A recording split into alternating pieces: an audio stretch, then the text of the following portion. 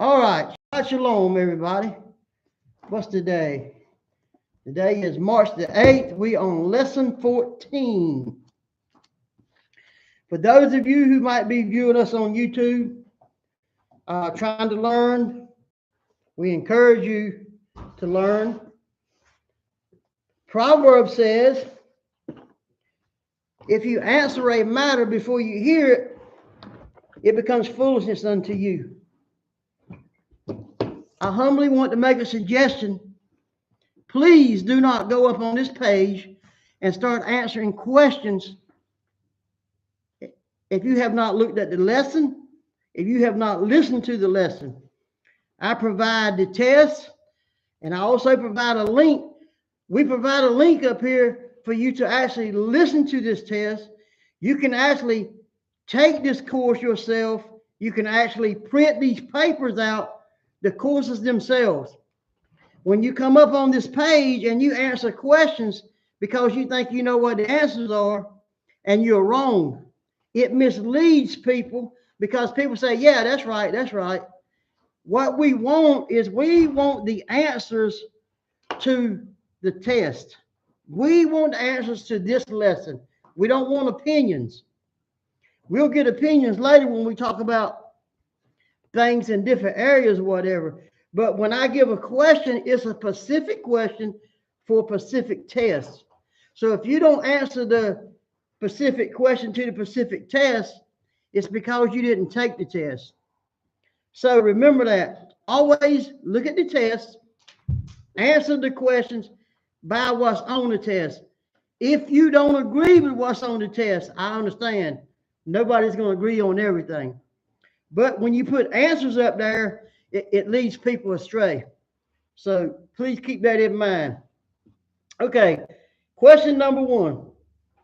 A non-Jew who performs other mitzvahs of the Torah is honored like a what? Kohen Gadol, high priest. Page 121. Beck, you got some answers today, baby?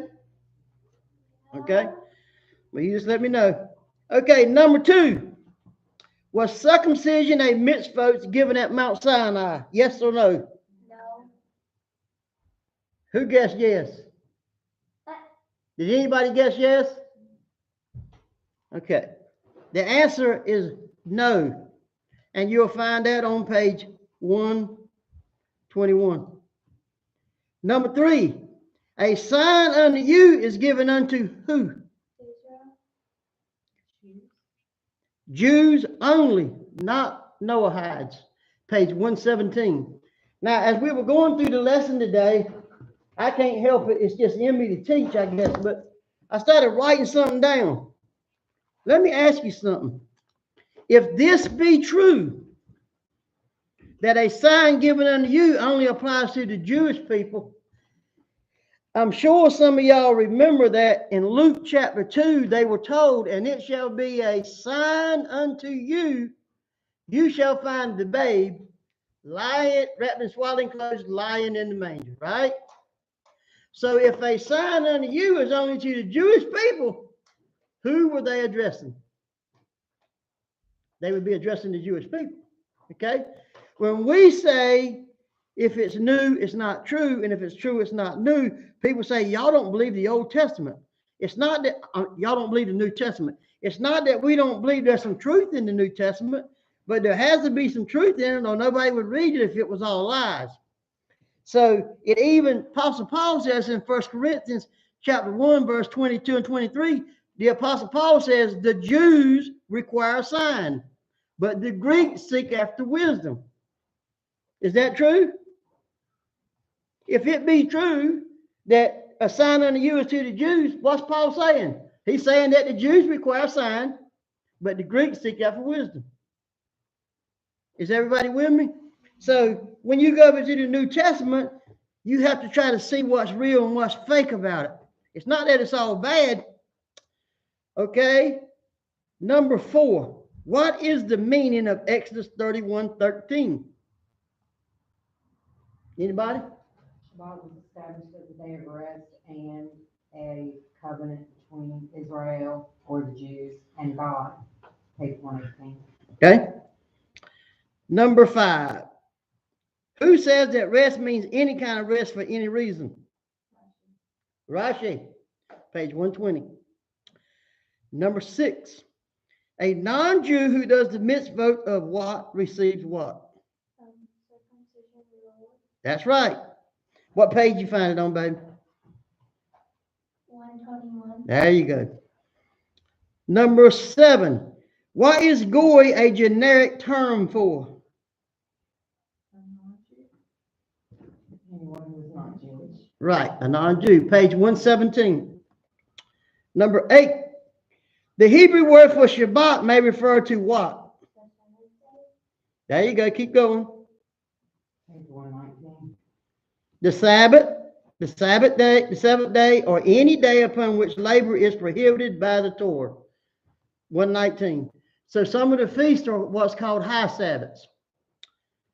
So there's not just a weekly Sabbath for the Jewish people. Number 9. What is the Talmud's view on receiving rewards? No one has to perform mitzvahs that they are not obligated to do in order to receive a reward, will receive no reward because they weren't obligated to do those mitzvahs. Page 122. Okay, if you look on page 122, it says, let me find it. The answer I was looking for. The Talmud is unambiguously clear on this point. No hides for the sake of reward performed, which is what she just said. So what it says that it is unambiguously clear on this point. Number 10. Do you think that's heavenly reward, or they're just talking about an earthly reward? As we get further into teaching, he starts explaining more detail of that. Okay, number 10. Jesus said here in Matthew 16:18, verily I say unto you, there be some standing here which shall not taste of death till they see the Son of Man coming in his kingdom. Question number 1. Since this has been said over 2,000 years ago, do you think anyone standing there is still alive today? Yes or no? No, No? people can't live over 2,000 years. Question, well, there is some people living right now. Elijah never died. Don't forget about that part now. Okay. Question number 2. How many people are still waiting for Jesus to return? Would you say millions? Too many? How many people right now think the rapture can happen at any minute and Jesus is coming back? Too many? A whole lot of them. Okay, it insults my intelligence now that I figured it out. When I read the New Testament and Jesus is telling these people 2,000 years ago, some of you standing here won't taste death till you see me coming again, and they all dead and he didn't come back, that means he ain't coming back. The whole thing here is proof that it's a failed prophecy. Okay? Question number 3.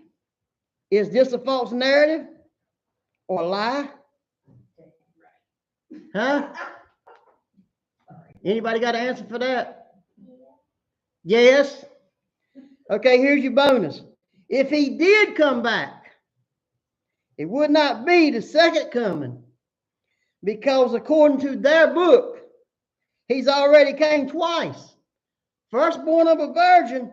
Second, he came back 3 days later, stayed on earth 40 days. So if he came back again, it would be the third time. So much for fairy tales. Okay, number 10. Nowhere in the Tanakh does it ever say that the Messiah will rise again on the third day, ascend to heaven, come back, hang around for 40 days, return back to heaven, just so he could come back the third time. The very fact that none of these people are still living and that Jesus did not come back like he said, it simply means it's a false narrative. It's a lie. House of Torah, we don't drink the Kool-Aid of myths, legends, fairy tales, and lies of the New Testament.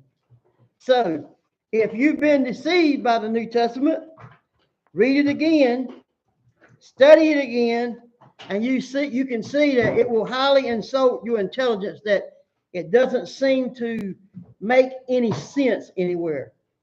So has anybody got any questions on lesson 14 or anything you want to share today? Anybody here got any questions, anything? Anybody up here online? No questions from nobody today? Okay, next week, we're going to do lesson 15. After we do lesson 15, we're going to shut down and we're going to take questions. And we're going to go back and I'm going to try to give everybody a synopsis of lessons 1 through 15 before we move forward to the other part of the class. My phone number is 252-402-6655. Call me anytime. We're willing to help you any way we can. Here at House of Torah, we worship Hashem only. We only believe what Hashem and the prophets say. When the New Testament says something opposite of what the Tanakh says, we just go with the Tanakh. So if we can help you, please give us a call. We're located here at 2685 Chandler Road in Banksboro, North Carolina. So if nobody's got any questions, we say Shabbat Shalom.